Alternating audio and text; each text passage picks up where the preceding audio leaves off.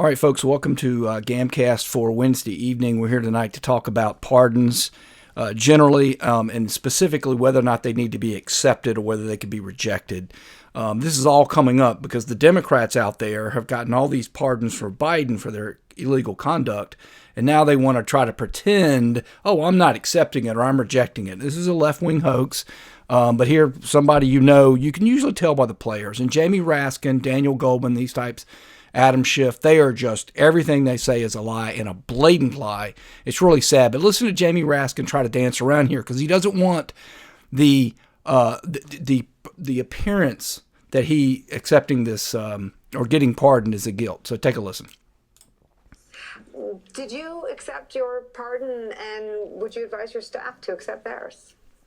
Well, I'm not even sure that's part of the process. I'm trying to connect up with a lawyer to figure out whether you accept or reject the pardon.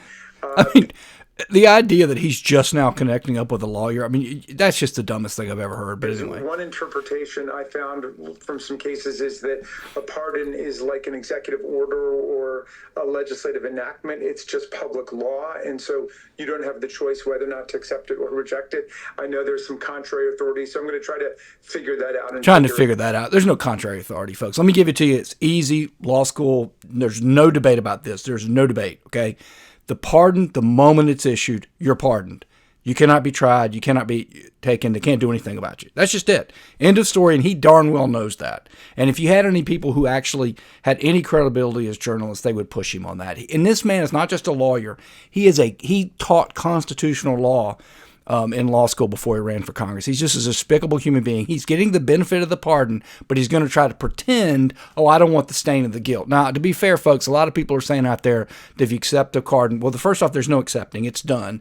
Does it make you look guilty? It shouldn't. Under the American system, it shouldn't. Even for a snake like Raskin, I'm going to go ahead and tell you and be honest with that. So here you have the hoax again on the left wing, Pamela Hemphill, who is now a Trump hater. She's getting dark money from the Democrats to be a Trump hater. But now she's saying, oh, I'm not going to accept my pardon. Same grift. It's all nonsense. It's all lies. You don't have to accept it. And she knows, whoever's paying her knows she doesn't have to accept it. But two last things on the pardon, and then wrap it up for tonight.